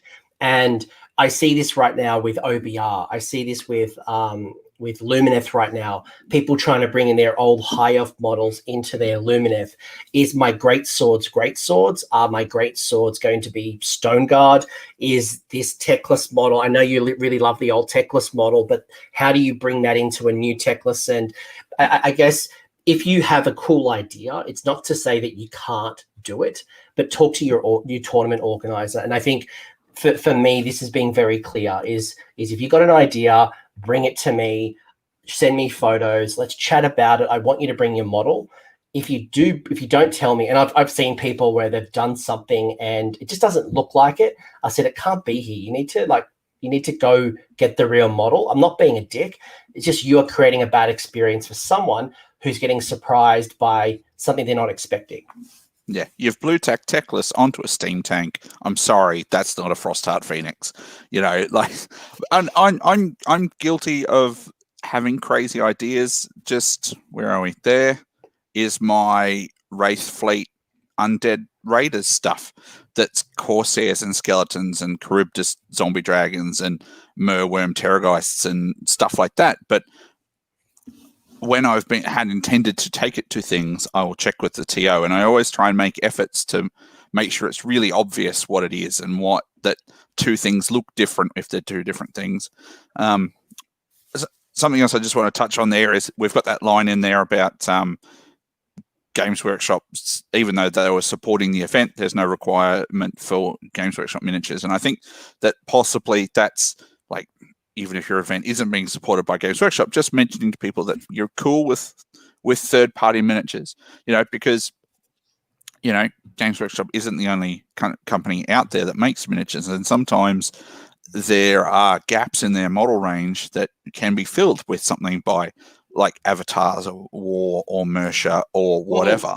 Well, I mean, literally, we're recording on the day that Gargants are going up for pre-order, and for someone who wants to run 9 Man Crushers, they may not want to get all 9 from Games Workshop, and they may want to go to Mercia Miniatures. They may want to go to Reaper, but I think this is really clear on what do I expect if you're going to bring a third-party miniature, or if I'm allowed to. Yeah, and look, I don't think anyone outside of GW stores even cares, to be perfectly honest. But it's important to spell that out, as long as we have had that question. So as long as it's based appropriately, as long as it is a very similar size, you want it comparable. I've seen someone use an Archeon with is it a Tiamat, the old Dungeons and Dragons like Grand Dragon, but the base is much larger than Archeon, so it should be comparable. Don't get a $10 Reaper Gargant and tell me that's a Mega Gargant. It may be a smaller baby Gargant, but certainly not a big Gargant. Try to find something that's comparable, base it appropriately, let your opponent know that is it acceptable, isn't acceptable. Be clear. People like James Mabry who have Mantic zombies. I just this morning undercoated some Fireforge game zombies. So, there are lots of options out there. GW do make amazing miniatures, but sometimes they have gaps. So, and that's fine. Yeah, either way, regardless, state the rules. The other thing as well, as you've mentioned here, is things like endless spells. Like, how does an endless spell look on the table? We do recognize as tournament organizers that if I have 5 armies in my collection, I'm not going to buy 5 boxes of malign sorcery. So how... it's only like $130 Australian or something like that. If you want to, and then by the way, the rule burning skulls, and the book is no longer useful. You can't actually use the book that comes in that box. But the point is that how do I go around it? And you've mentioned some similarities. You may even encourage things like the clear acrylic bases. So how you match and mirror that and be fair, but also try to create a synergistic force that looks and feels the same. You haven't borrowed a bunch of witch elves from Dan Brewer. Liam, I'm looking at you. And so we've set out the painting expectation there as well. Games Workshop have made it slightly easier recently. So we used to be sort of like tabletop ready, which was like paint every part of the model and then throw a wash on and then paint a color on the base. And we used to have example photos. Now, because Games Workshop are pushing, a battle ready standard, which is literally pretty much what I just said. But by making that their sort of base level, we can say, if you paint it following, this video or, this is the standard that we want, because people don't want to play grey plastic, and we have we will remove models from the table that are not painted correctly. I was going to say, is that an empty threat, or have you done it? Oh, I have done it. I have done it several years. Yep. And I can validate that because there was one event where I actually played at your event, and the opponent that I played, you had removed half of his Vanguard army. So I was playing against like a 1,200 point Vanguard army because it was less than 3 colors. And we hear this term 3 color minimum, and it creates a lot of confusion because is black, is gray, do I like highlight a gem and a sword, and is that 3 colors? Well, that's why I think we used 3 color minimum the first year, and then we went to tabletop standard or tabletop ready, and then now we've gone to battle ready because they a little bit less specific for people who work outside the rules. But no, we've removed models from the table before. It always upsets people, but they're always told ahead of time. So be very clear. Be very, very clear of what's expected. And if you and I think this is as well a really good rule is if you say you're going to do something, do it. Because the moment you break your own rules, the people will break other rules because you're not living up to your own standards. So I think that's equally important. As nasty as that is to tell someone to remove their models off the table or to go paint it overnight, me, the opponent who may have flown literally halfway around the world to play at your event, I'm playing at an event that I've put so much time and love and passion into my army to get it ready. I'm now playing somebody who has literally just sprayed it, and it's not even painted. So, and this is not me being elite here, guys. I'm not here being some elitist that, you must have amazing painted armies that have to be 7 layers of edge highlighting and, OSL coming out of the wazoo. It is, these events are meant to be special. People are meant to put focus, time, and love preparing for an event, and you want to live up to the standard that you're creating. If painting isn't important, then don't make it a rule in your plays pack. Yep. So this here is a chain rasp. I'm sure it should be focused, or it's going to be good enough, right? So that's a chain rasp painted by my 11-year-old son, right, who doesn't paint models, or these are some of his first models. He can paint to a battle-ready standard, so can you. So, he is quickly building up a Nighthaunt force that would be perfectly legal in any tournament I've ever been to, and he's 11. So contrast paints made it easier for people, and I know painting isn't accessible to everybody. I do fully appreciate that. Yeah, but I do understand that some people have fine motor control issues and things like that. I'm not saying that you need to work harder, but there's no excuse for actual laziness. Yeah. Cool. Yeah. And if you do have a challenge meeting those painting requirements, I had somebody reach out to me the other day talking about one of my tournaments coming up. Talk to me about it. Say, look, I really want to come to your tournament, but I have these challenges, or, I work in a coal mine and I'm literally, 14 days on and I'm only home for a couple of days. But I really want to come. Cool. Let's work something out. But don't come to my event not having communicated with me. And I'm surprised that. Yeah. Yep. So a couple of other things you've got here. You've got things like any rules that you have around terrain setup, whether it's going to be, again, some of this stuff has been clarified in the latest book. Again, focus not on what is said, but why it's being said. So having some of the terrain rules and how that kind of works, any interactions with, how you win games and how we're doing kill points, how we're clarifying any particular rules. One that comes up quite frequently here is measuring cohesion or measuring combat distance between 2 models that are on different levels. So this come from... It's South Coast GT. Yeah, I was going to say South Coast 2016 or something like that. The mileage that's been gotten from that image is ridiculous. I wonder if they realize how much it would be used. But it says what it needs to say, and it is quite self-explanatory. So why recreate the wheel? Even things like line of sight as well. Like you may want to clarify line of sight. You've got a whole bunch of just things like the way that you are counting Citadel Wildwoods. I know for us back in the day when we didn't have when we had the old version of the woods, you would clarify if the hole was usable or if the hole wasn't usable in the Citadel Woods. Even clarifying, do I need to bring the trees or do I just use the empty base? Yeah, that was there was lots of discussion. That caused lots of discussion when we used to say that you can't go in the holes and you have to bring trees and all that sort of nonsense. So regardless of the decision, it's been clarified. Yeah, regardless, the point is, like, your expectation is if you're bringing wildwoods, if you're bringing a piece of terrain, you're not bringing a piece of MDF cut in the shape. I don't have to go bring a realm shaper engine if I can just cut out the shape with a bit of MDF. No, this is what I'm expecting. If you're bringing terrain, if you're bringing models, if you're bringing endless spells, if you're bringing summoning, these are the expectations. Yep. Speaking of taking models off previously and expectations around terrain, I did actually have to ask someone to remove his pretty much were just MDF shapes of the tree bases, and he'd stuck some rocks on, like not to build them up, but just to base them. So they were not acceptable, and we told him to take them off. So that happened earlier this year. So people not following the expectations. And again, this all comes back to the players pack. The players pack is the expectation and the written I guess agreement between event organizer and player, and then player to player. You've got this agreement of what we all can expect. Yep. You've gone out to say the rules. You've talked about some of the awards on how you win those awards and the different types of awards, things like Best in a Grand Alliance.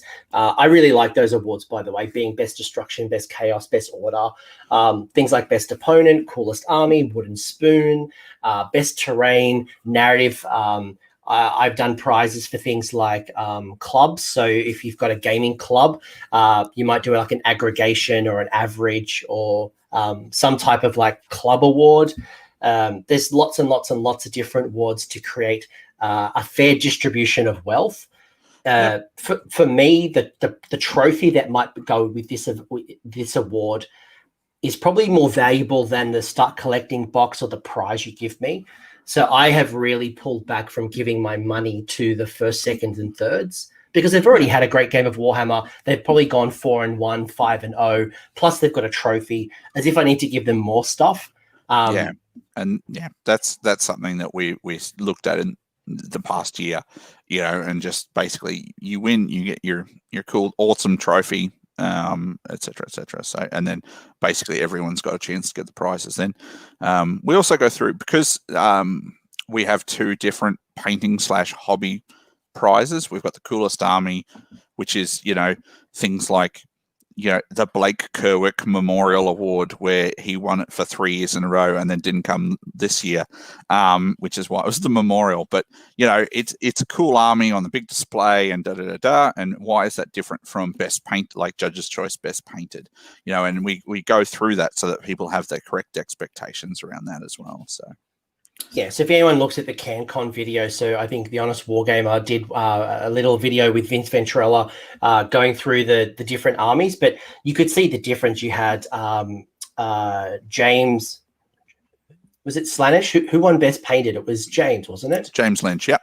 Yeah, James Lynch, it was his beautiful Slaanesh, perfectly executed, Golden Demon style Slaanesh, but then Danny Carroll won Coolest Army with his Kharadron Overlords. So from a display point, his Barrel of Dwarves, and while Danny's painting skills are certainly up there, from a pure painting aesthetic, James was superior on that day. However, from a presentation overall, Danny was just far superior there. So it allowed people to bring different things to the mix. Multiple different things, yeah. It's almost like an Armies on Parade meets a Golden Demon. You could kind of judge different things in different categories and distribute the wealth. And I've seen different events do maybe not whole army. They've said, present best monster, best hero, best battle line. You might do endless spells. At one of my events, I found people who created their own relocating orb. And I actually awarded a prize for the coolest relocating orb. You had Johan, you had a whole bunch of different objective markers. Yeah. Yep. Just taking it to that next level. Very, very cool. Again, just, this kind of goes back to people aren't there just to go 5-0. People are there to show off their painting, their hobby, their display boards. And if you put this in the pack, people will really get into the swing, which then kind of comes back to the standard. And the painting rubrics is certainly something that I've seen work really well. And it is much of an expectation as a checklist too. Absolutely. So we run this painting rubric. It's capped.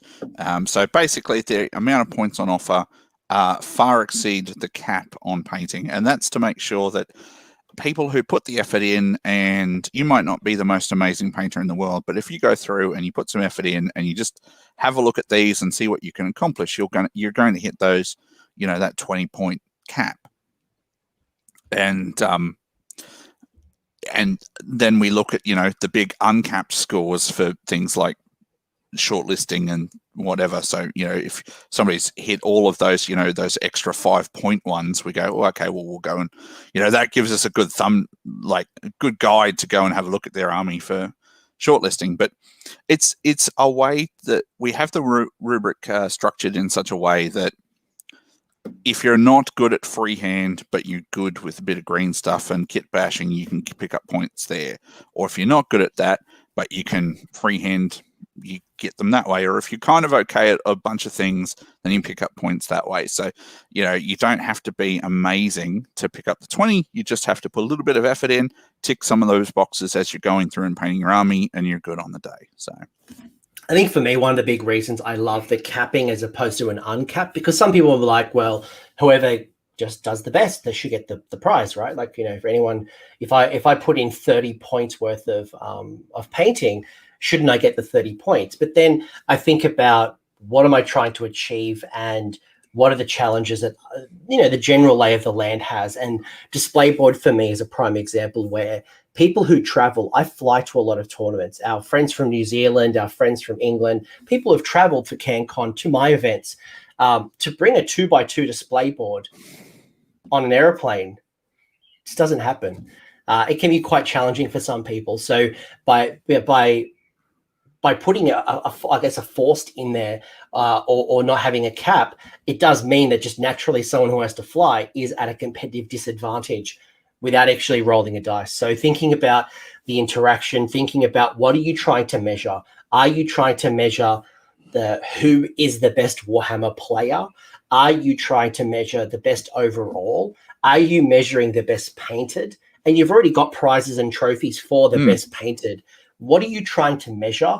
And then how do you measure against it? And this is purely just a checklist. And I love the detail as well. So if people are trying to work out how you measure their paint score, you're not plucking a number out of the sky. You are really using this as a say, well, can you show me? And you'll ask me, you'll go, Anthony, can you show me where you've got any kit bashes? And I'll go, here's my kit bash, here's my kit bash. And you'll tell me if it's an extensive, a minor, or the whole army has been kit bash and converted.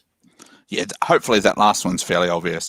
But like some kit bashes or some freehand is so good, you don't notice it. And that's the thing. And that's why we always ask, because there's nothing worse than knowing that you've done this kit bash, but it looks so much like a real model that people don't notice it. So, but yeah, it's quite easy to get the 20 if you just put a little bit of effort in, read the rubric, and then paint accordingly. A quarter of those points are just making sure that it looks cohesive, using the same basing across the army, and a couple of cool colors. Well, I'm pretty sure from memory, like when we looked at some of the numbers, on average, at least 60% of people at CanCon last year had hit their 20 cap. I think there's only a few outliers that really kind of brought it behind. I'd go further than that. I'd say probably 80. Yeah. And then there's a bunch of 19s. There's people who just couldn't, who didn't have freehand and didn't have a conversion because maybe their army didn't lend themselves into it. And it's like, I'm building OBR at the moment, and I'm finding that I'm really like, I'm going to have to think outside the box to hit some of these things on my own rubric. Because of the way that the army is. So I kind of understand, but yeah. But great question. So you can think. A great question that's come from the chat that I'll acknowledge from Razor Tree is just referring back to the painting, are these painting points going into the overall points for the tournament, or is it at a separate category? And I think the beautiful thing here is it can be both, depending on who you are and what type of event you're running. Clint, I'll throw it over to you first.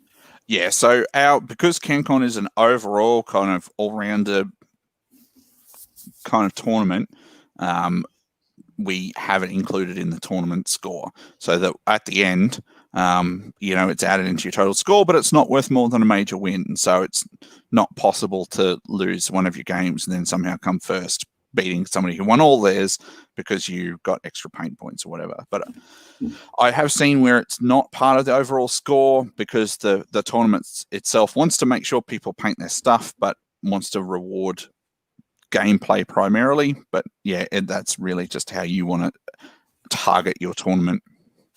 I've seen plenty of events as well where they've had it as a, what's the word I'm looking for? It's basically, if you don't meet a certain painting criteria, or if you don't have a minimum, like a battle-ready army, you're not eligible for any prizes. So you don't get any points, but you're just not eligible to walk away with any prizes or any awards. So depending, again, on what type of event you're trying to run. If I was going to be at my local game store and I was trying to foster a community, I wouldn't run a paint score. Maybe I have like a best painted, but I wouldn't reward anybody because it's not important. You if don't I'm want to trying to penalise determine, that, yeah. Sorry, you don't want to penalise people who have just started and you're trying to grow. Yeah.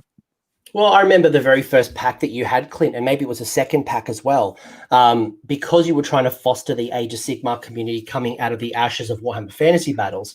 You had said that you can't use square-based models. So Warhammer Fantasy used to be on square bases. They can't be on square bases because competitively there is an advantage between squares to round. But what you would accept was people temporarily putting them on MDF or a circle base should you want to play Kings of War, Warhammer Fantasy Battles. If you want to use these models as a dual model, at the time you would accept them from being temporarily put on a movement tray or some type of basing. Now that it were like 5 years on, make the decision. Are you playing Fantasy Battles? Are you playing Sigmar? Things need to be on rounds. So thinking about the audience, thinking about what you're trying to do, thinking about who you're targeting. If I think of the bell curve, right? You've got a bell curve. You've got these 10 to 20% of players who are super casual, probably brand new, probably aren't 100% invested into Sigmar. They're there narratively. They're there just for a good time. They're there because they don't know what to expect. That's very kind of all over the shop. You've got this other end of the spectrum, which is they're there to win the prizes, the tournament points, the ranking points, the glory, the fame, their name put up in lights on Twitter. They're there for the win. Then you've got this big fat middle. So think about the type of event you try to run. Think about what would attract those players, whether it's going to be the price point, whether it's going to be the distribution of prizes and the awards, the way that you try to articulate your story to target that market.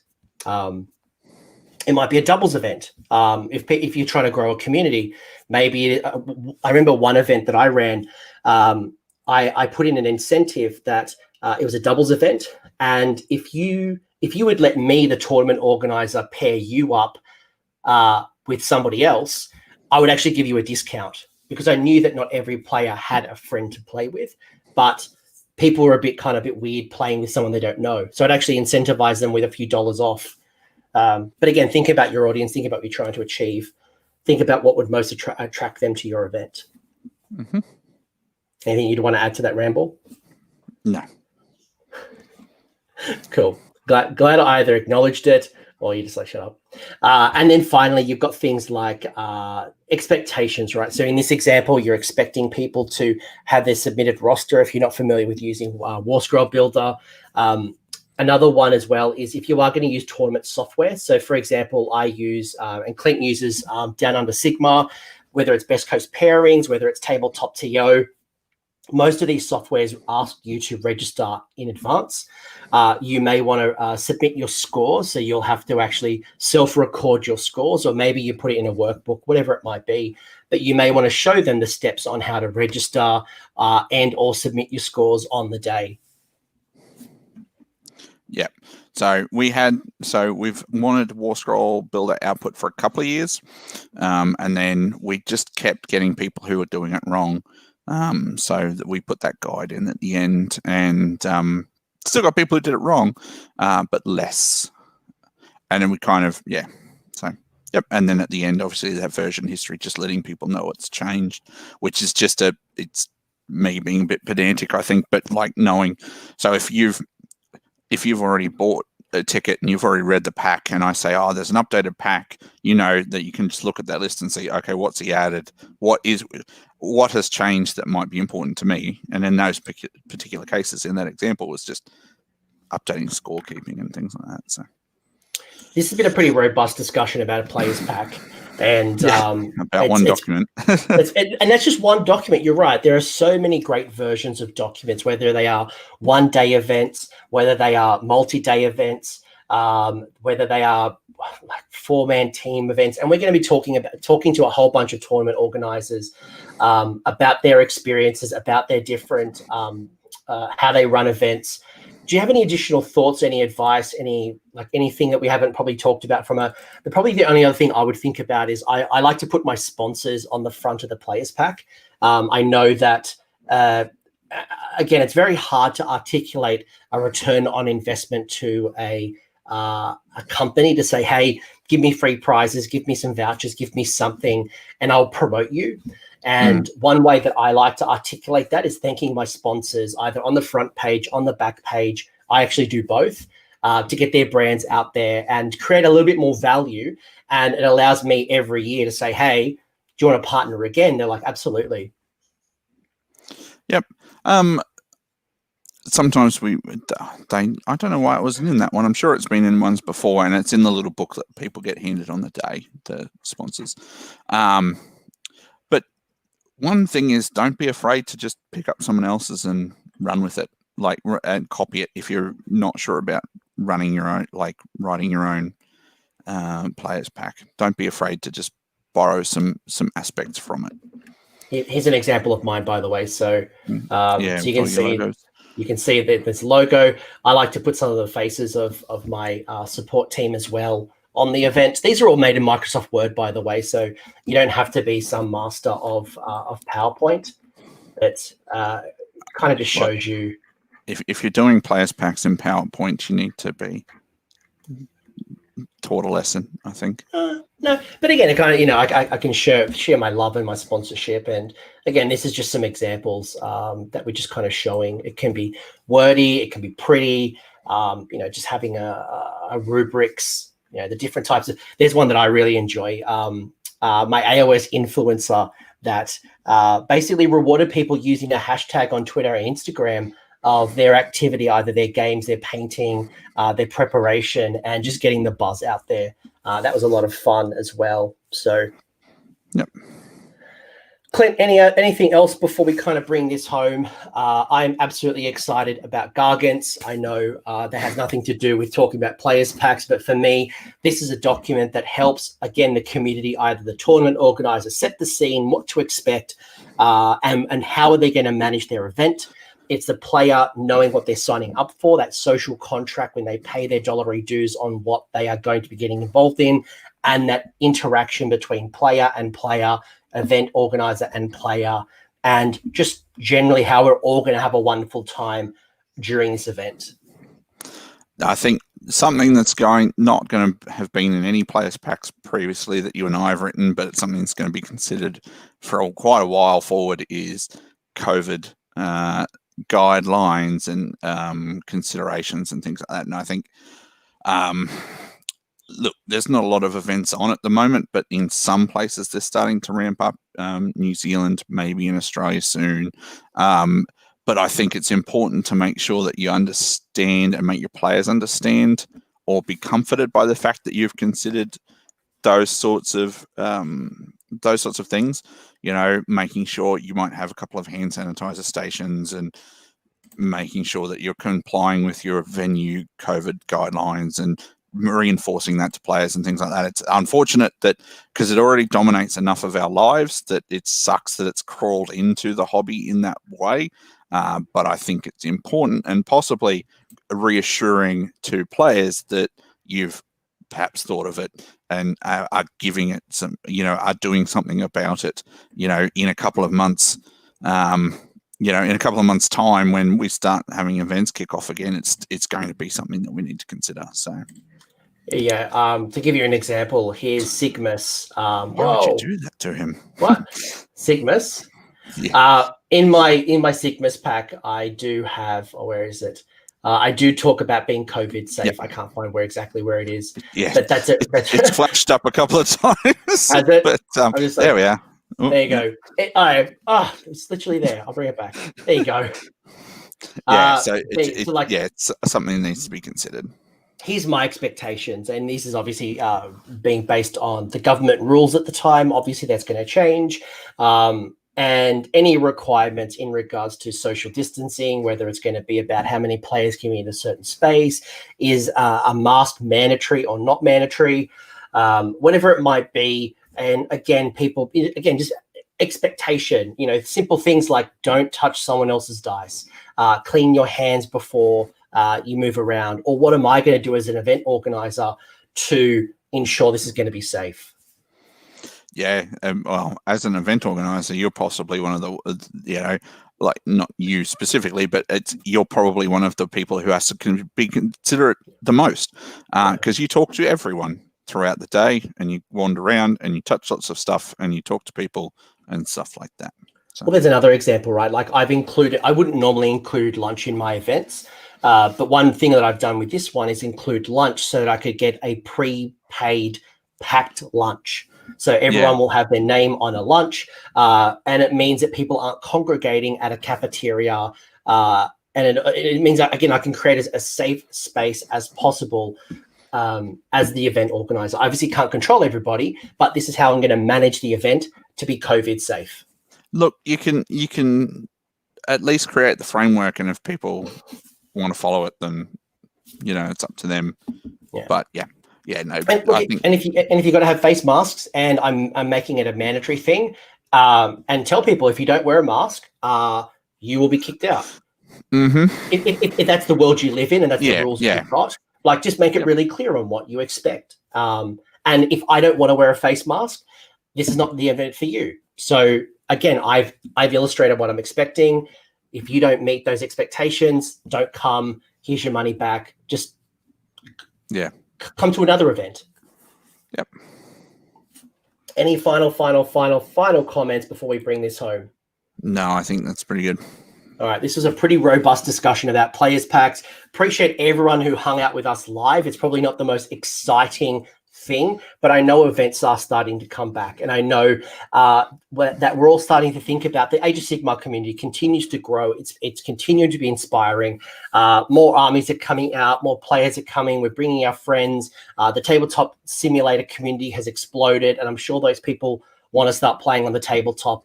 And as these events start coming back, I think this is now the opportunity for us to rethink and think, what does the world that we want to start setting up, and how do we take the best of?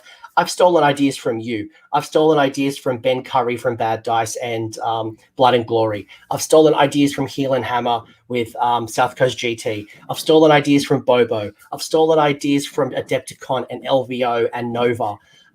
That's just the tip of the iceberg. There are so many awesome events. I've stolen ideas from Joel McGrath in the chat for Bendigo Bushbash and how he was using his realm spells well before every army had realm spells. So I think when you start looking at different ideas, you make a mongrel of the event that you want to run, and then you add your own flavor and your own spice. That's what I've certainly done, and that's how you kind of create an awesome players pack that aligns to what you want to run the day. Yep, absolutely.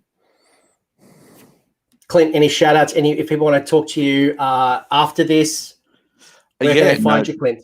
They can get in touch with me on Twitter. I think it's in Instagram as well, as at Clint Mallet. And then on Facebook at Clint Herald is the Facebook account that people can chat to me on if they want to talk about Warhammer. And I might actually put a couple of players packs in the episode description once it finishes rendering. So if you want to look at any of my particular packs, I've written a narrative pack, I've written a GT, I've written a whole bunch of packs. Clint, I'll add one of your packs. If anyone else wants to send me a link on Twitter, hit me up on Twitter, and I'm happy to include your players pack as a reference so people have somewhere to build off. TGA, the Grand Alliance, is an awesome place as well to find players packs. So just get across them, see what people are doing, grab the ideas. I know one more shout out here. I like something that Michael Thompson in Australia, he's running an event in November, and one idea that I really love that I've stolen from him is that we obviously now know that the player who rolls the dice to go first can choose who goes first and who goes second. But he's added a little rule to say, well, that player could also instead choose which realm to play in. So basically it means one player gets to choose the realm, one player gets to choose who goes first and second. So he's added a nice little spice to that. I really liked it. Mm-hmm. Cool. All right. I've lost Clint. That was the most unexcited acknowledgement. Clint, thank you all for your time. I'm listening. I'm sure you are. I was thinking over the repercussions of that. Sorry, I got lost in the how that would impact the game. Sorry, And if it does, and you know what? If it doesn't work, you tried it, and you find another way. There's no such thing as failure, only feedback. Yep. All right, Clint, it's a pleasure. Chat, thank you very much for hanging out. Until next time, roll more sixes, mate. How good was that video? Surely it's going to go straight to the pool room. If you enjoyed that video, I would appreciate it if you crush that like button, and if you have an opinion, leave it in the comments section. That lets YouTube know it's a great video and it should share it with other Age of Sigmar players.